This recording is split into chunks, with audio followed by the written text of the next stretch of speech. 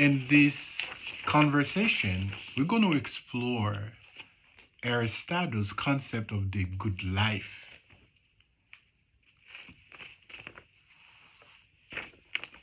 Eudaimonia. Eudaimonia. Eudaimonia. Eudaimonia. Eudaimonia.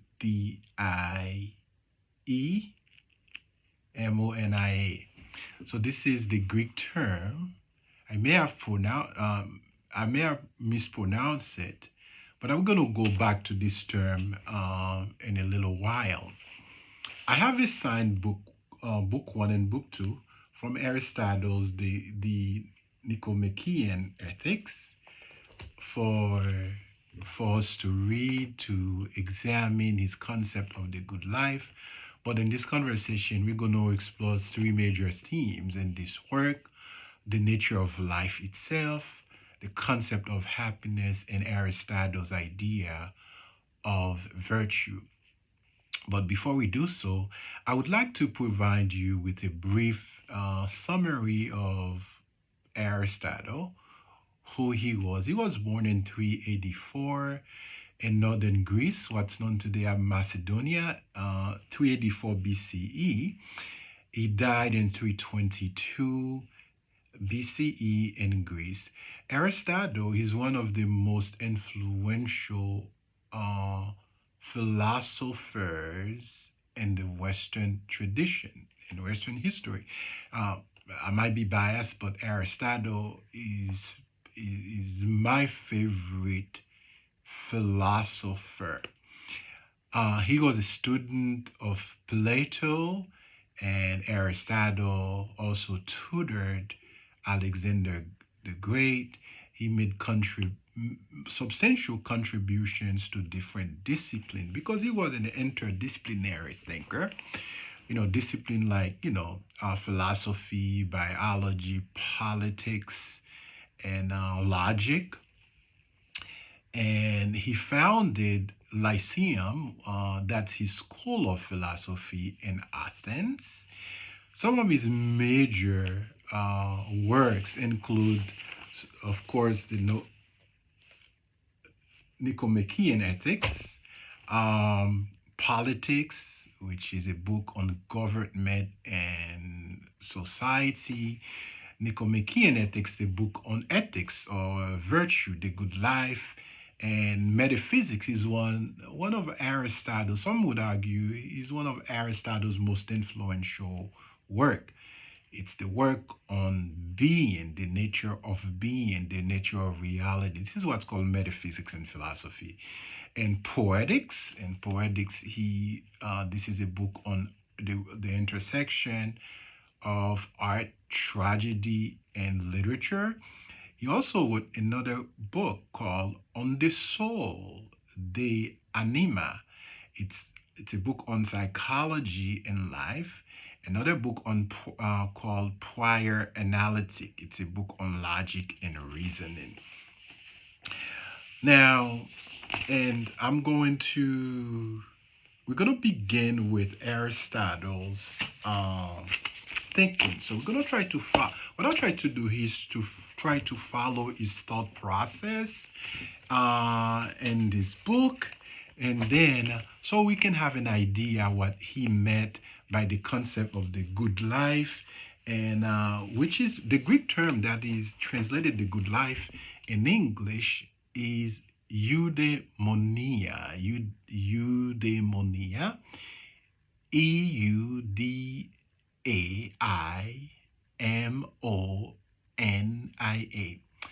EUDAIMONIA. So this Greek term is translated in English by different terms. Some of the translations do not do justice to it, but it's the term that Aristotle uses. He employs this term. It could be translated as happiness, flourishing, or well-being. In other words, it's not about pleasure or wealth. Eudaimonia it's not a reference to pleasure or wealth, but it's about living well, the art of living, the art of doing well. That's the reason I call the course, the subtitle of the course, the art of living. Okay, the art of living well in contemporary times. So for Aristotle, eudaimonia, so that means the art of living well or human flourishing, is the ultimate goal of life. But it's not an end in itself, or it's not a means to something else. As I mentioned before, we're going to try to cover three major concept ideas in Aristotle's um, notion of the good life, the nature of life itself, happiness, and virtue. Aristotle begins this work by asking this question: what is the most enviable life? Okay, there are three popular views. There are three popular views on the nature of life according to Aristotle. What Aristotle does in this book, he engages in critical analysis, critical commentary on what others have said, critical commentary what other philosophers have said. He evaluates different perspectives. He would often list different perspectives on different matters of interest. Then he counters each one and articulates or proposes his own. This is exactly what he does here. So he lists three major popular views on the nature of life. The first one is the life of pleasure. The second one is the political life. The third one is the life of money making. And the fourth one, what Aristotle calls the contemplative life. The contemplative life.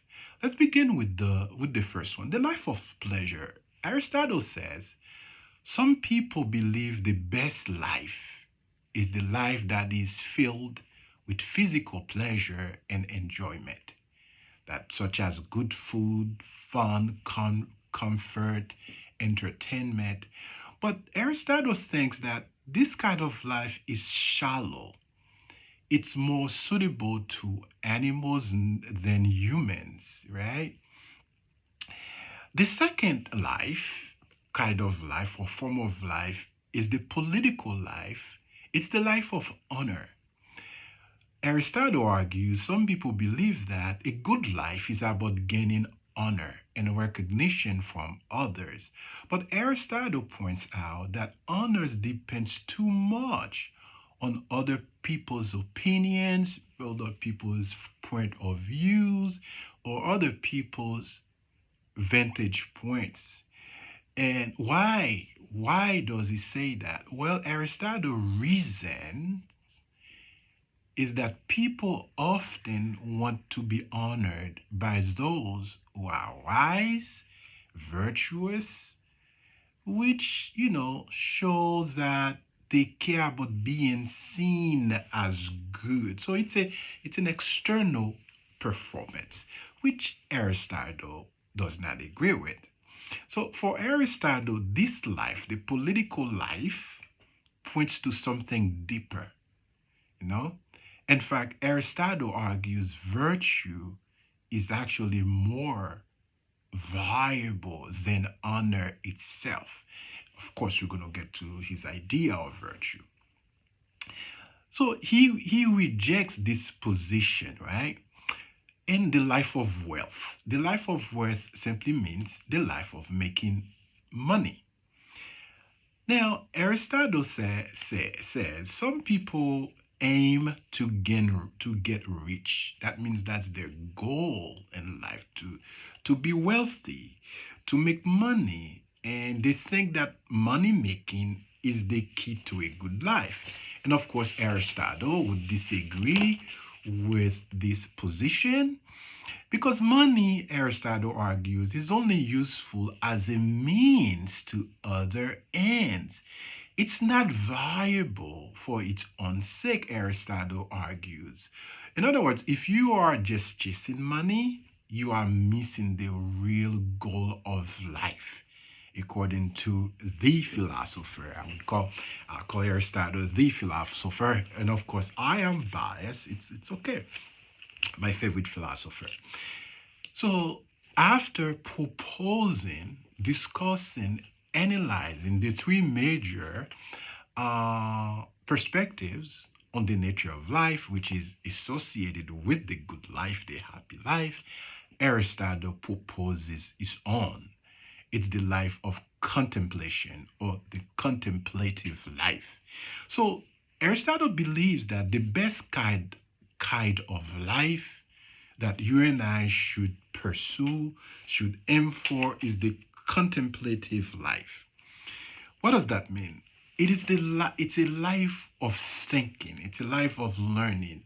It's a life of understanding deep truths. It's the life of reasoning. This life, the contemplative life, according to Aristotle, okay, uh, uh, associates with the highest human ability, that is reason. Later on, uh, uh, uh, Immanuel Kant would argue that to be human is to be able to reason, to be able to formulate logical arguments, right? So the contemplative life, I want you to take note, to listen to this, right? For now, is the most complete life.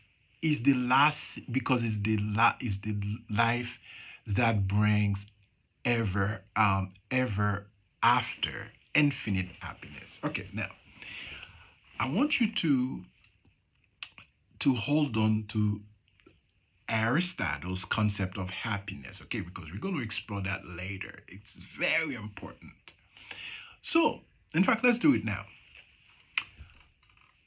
After he describes the three popular views on the nature of life, Aristotle goes on in the book to describe, okay, different notions of happiness. He begins his reasoning by saying, that's on page 7, he says, happiness is something final and self sufficient. It's the end of action. Presumably, however, to say that happiness is the chief good seems a platitude and a clear account for what is still desired. Now, of course, we're not going to stop here, because Aristotle is going to describe actually 5 different views of happiness. So, but for Aristotle, happiness is the ultimate goal of life. Again, Aristotle has a very distinctive, conception of happiness. For example, he says that some people have identified happiness with virtue. Okay? Another group of people have identified happiness with practical wisdom. Others with a kind of philosophic wisdom. And another group, have defined associated happiness with pleasure. Now, and finally, there's another group, number 5. They have associated happiness with external prosperity. So, for Aristotle, happiness is the ultimate goal of life. It is something we want for its own sake, but it's not as a way to get something else. So it's final. Nothing is better than happiness. Everybody wants to be happy. It's self-sufficient. That means it completes something. It makes life complete. So everything we do, whether we eat, whether we study, we love, we work, we build relationships, is done with one end, is to be happy. Okay.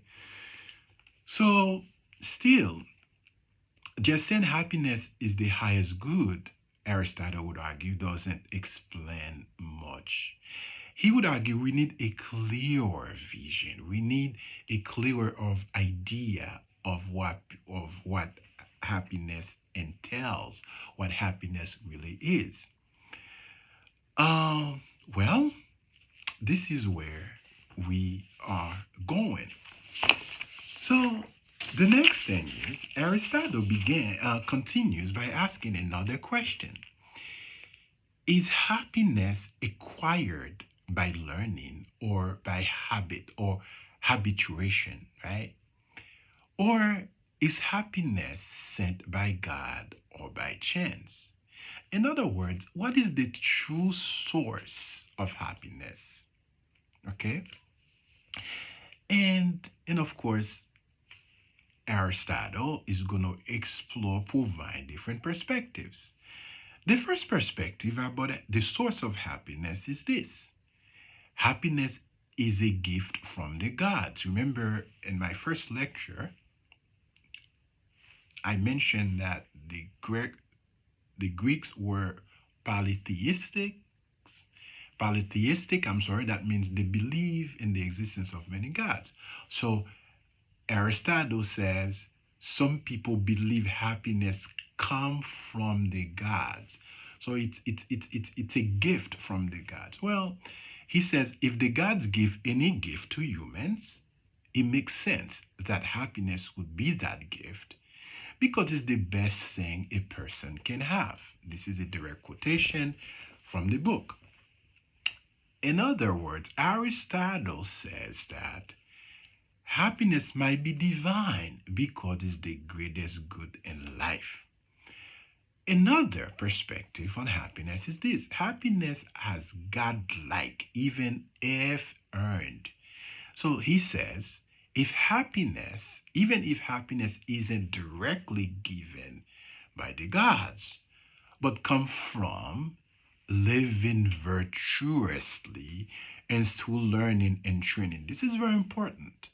Happiness, okay, derives from learning and training, because I am going to share some ideas on the notion how learning and training, okay, are associated with the happy life.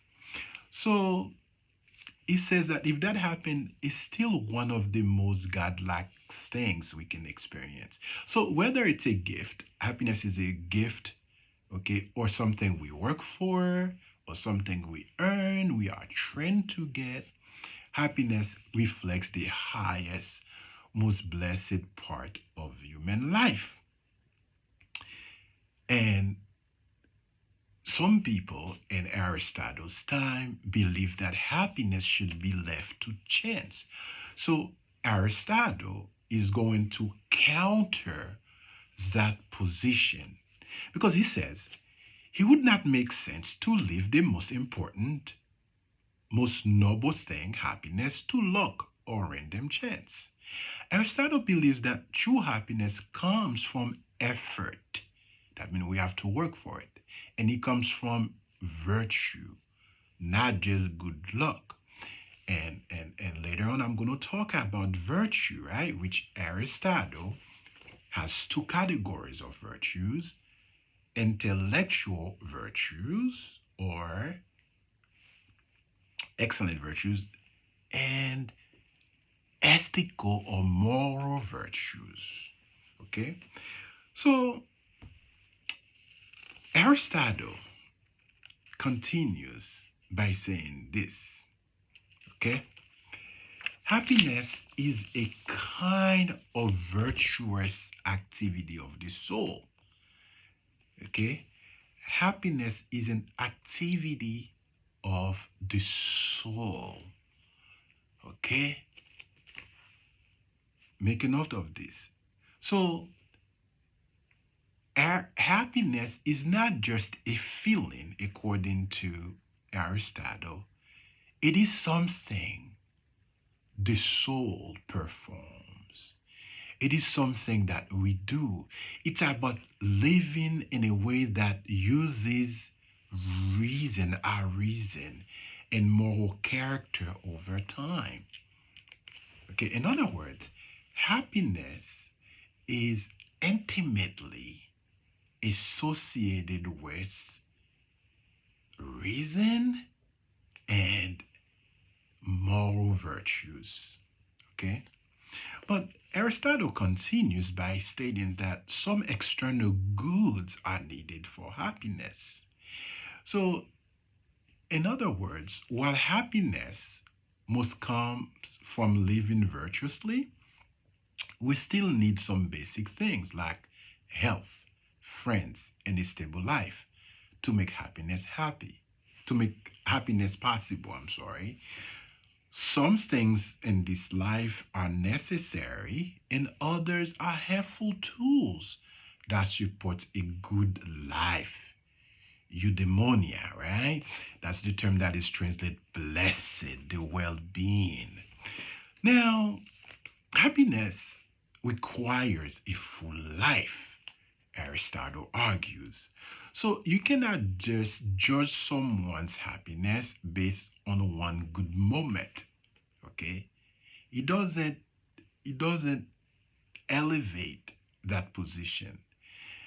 For Aristotle, a happy life includes living virtuously, consistently, and over time.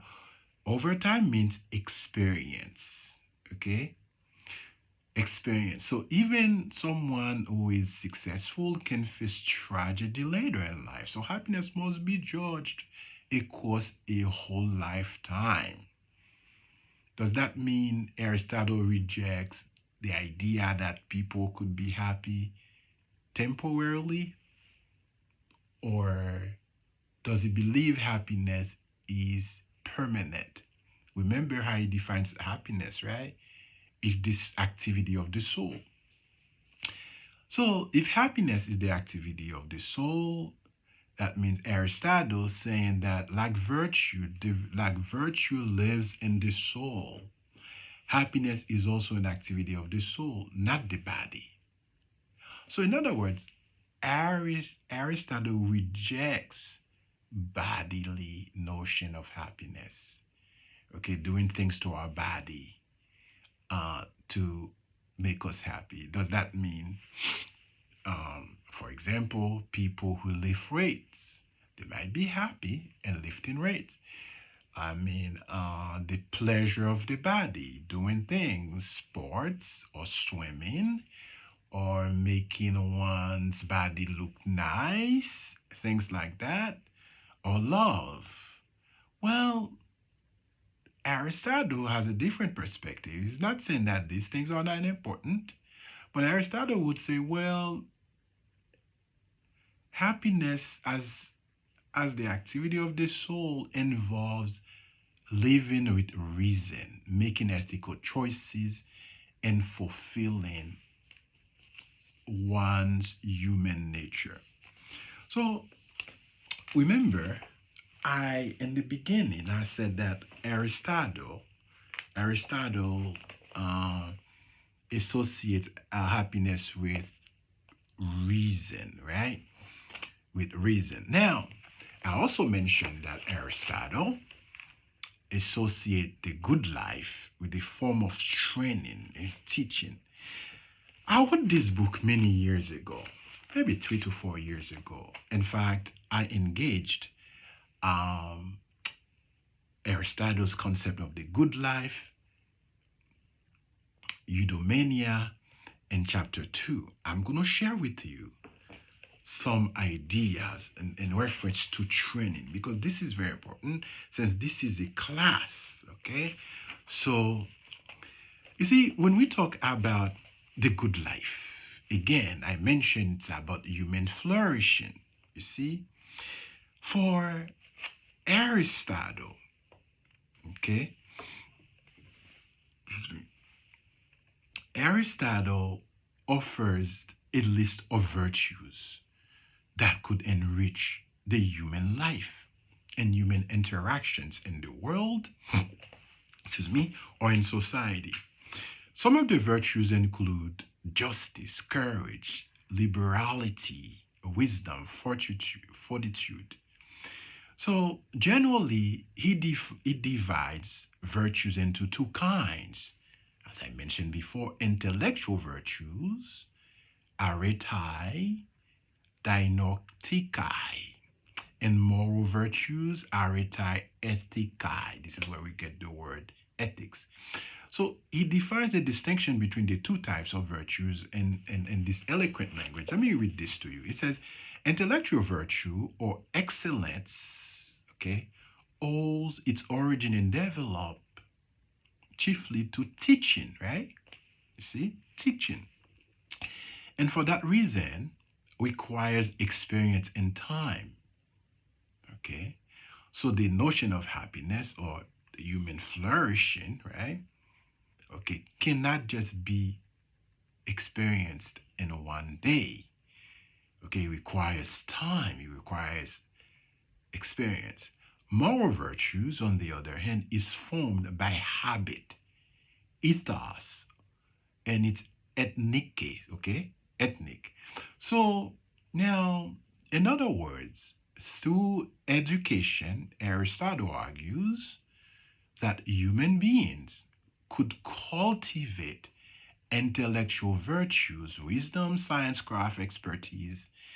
In other words, educational centers such as a university or a college, just like St. Jack, okay, or any type of university, has the resources to produce intellectual excellence.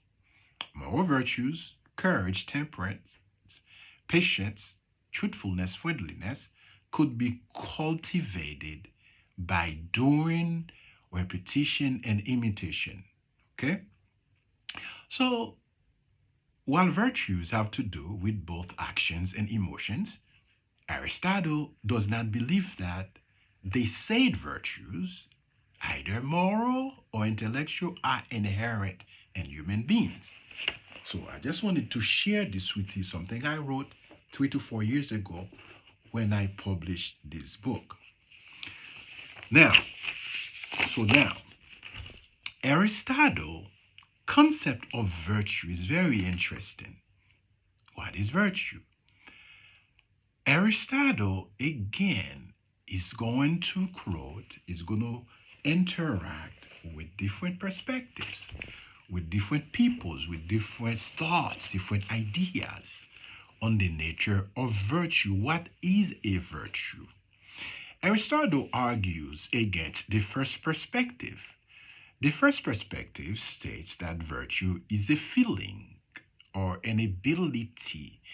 Aristotle then asks, is virtue a passion like anger or fear? A faculty, that means our ability to feel emotions, or a state of character? He says virtue is a state of character. It's about the kind of person you are, that I am. And it is based on how you consistently choose to act. Okay? The second position argues that virtue is about making good choices. Well, Aristotle argues that yes, he embraces that position because he defined virtues as a state of character. In other words, an activity of the soul. It involves making choices, right choices. And those choices, Aristotle would argue, they have to be guided by reason. Specifically, the kind of reasoning that a wise person, a thoughtful person would use. By thoughtful person, it means practical wisdom. So, Aristotle would define virtue as a balance. What does that mean? A balance. In other words, virtue is found in the middle of between two extremes. One of excess and one of deficiency. For example, because Aristotle goes on I believe it's on page 9 in the book, actually page 9 and 10. He gives several examples what he means by virtue is the means or the middle found between middle of two extremes. The first extreme is excess. The second one is deficiency. So between the two, you have virtue. An example is this. He says, courage is the virtue that lies between cowardice, right? Being a coward, that means to have too much fear, and recklessness, too little fear. So between being a coward and being a reckless person, you have courage in the middle. That's what we means. So it's not about doing whatever one feels like. It's about finding the right argument in a given situation by using reason. I hope that makes sense. Again, I could provide other examples in the book, but we need to go forward. All right, let's look at some takeaways for you students. So, virtue is about who you are, not just what you do once in a while. Who you are, that means your character. It involves reasoned choice, not impulse. Reasoned choice. The third takeaway, virtue means finding a healthy balance in how you act and feel. And that depends on the situation in life. Okay? Let's move forward. Now,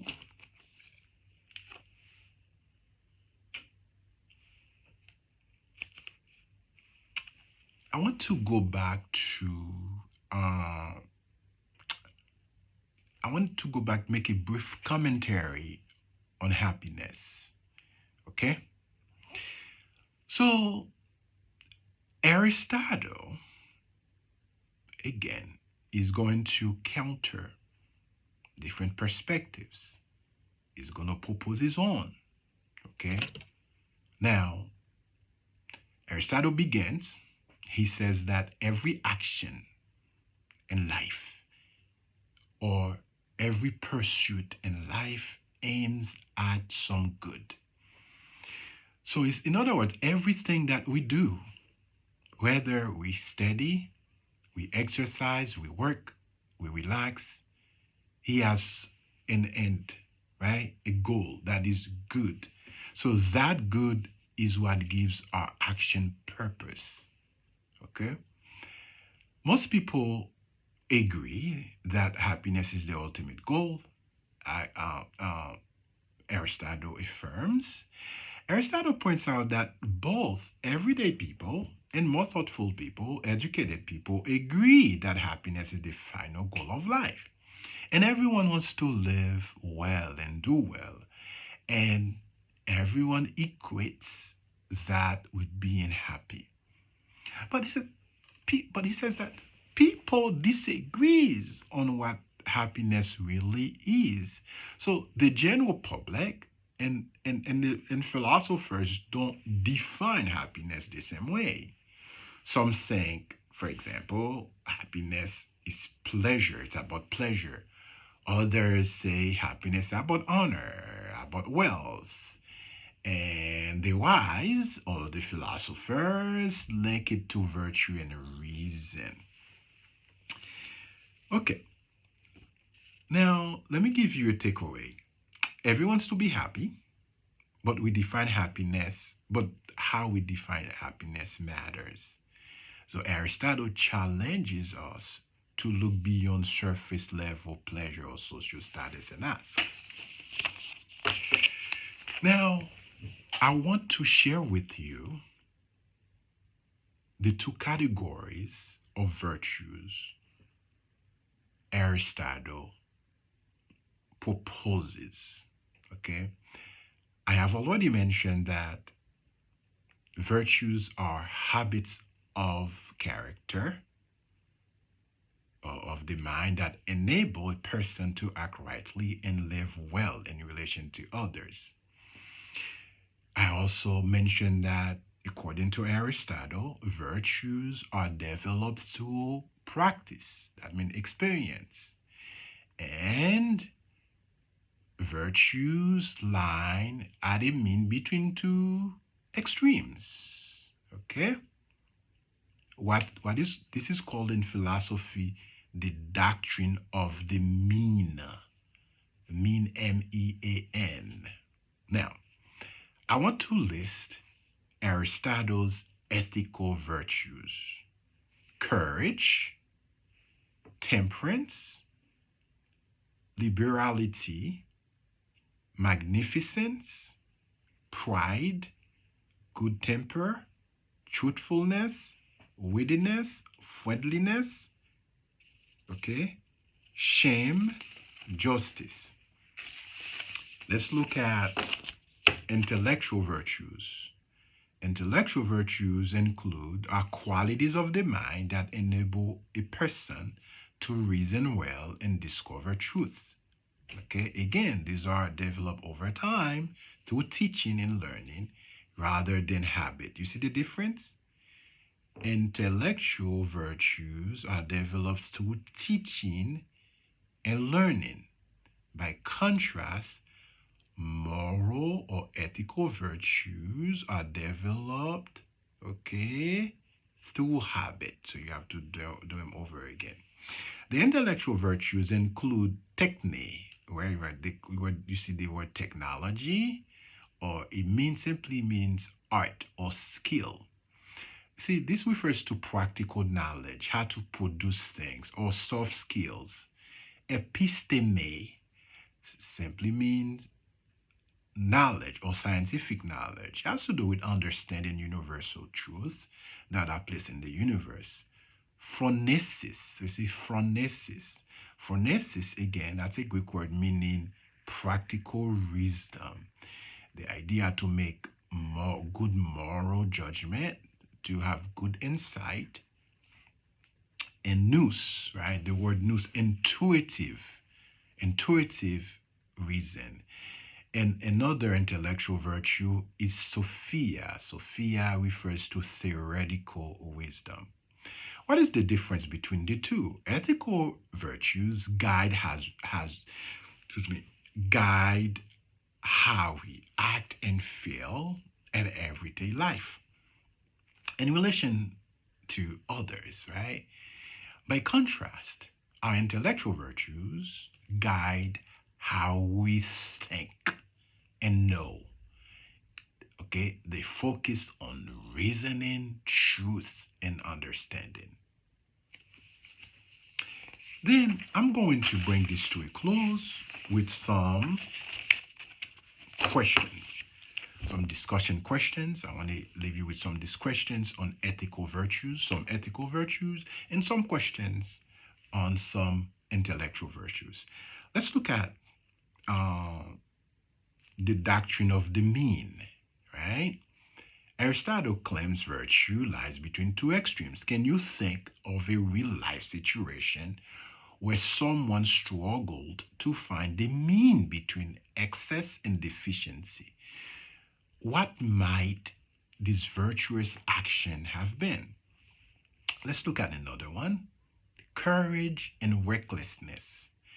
How can we distinguish between a courageous act and a reckless one? Let's look at another one. Friendship and ethical virtue. Aristotle views friendship as essential to ethical life. That means not only friendship is very important to live the happy life, to live the good life. Okay, strong relationships are important. And when I believe in week 4, when we look at contemporary psychology and the notion of good life, we're going to explore that idea, how friendship, having good relationships, good friendship, you know, close intimacy with the people in your life, how all these things, right, are associated with the good life. In other words, so the question is, how do virtues like honesty, temperance, or justice affect the quality of a friendship? Okay, let's look at some questions. My last one, some discussion questions on intellectual virtues. Intellectual virtues, let's look at the first one. Practical wisdom, what we call phronesis. How does phronesis, that means practical wisdom, differ from simply being intelligent or book smart? In other words, can someone be well educated but lack phronesis, practical wisdom? How about the role of contemplation? Aristotle claims that the contemplative life, that means the theoretical life, Sophia, is the highest form of happiness, the life of reasoning, the life of thinking. Do you agree with Aristotle? Do you agree that thinking deeply or philosophizing is more fulfilling than achieving success in everyday life? Remember, some people, as Aristotle has countered, defines the good life with wealth, with honor. Okay, but Aristotle says no. The good life, he proposes the fourth one, is the life of contemplation, the life of thinking, the life of reasoning. That's what brings happiness. Let's look at the last one. Intellectual virtues and education. Should modern education aim to cultivate intellectual virtues like nous, phronesis, and Sophia? Or should it focus more on practical skill and job readiness? Well, students, I did not mean to last for that long, for 42 minutes, but this is very important. I hope this conversation was helpful to you, to help you understand Aristotle's concept of the good life, okay? What we call eudaimonia in Greek, human flourishing, happiness, and living well.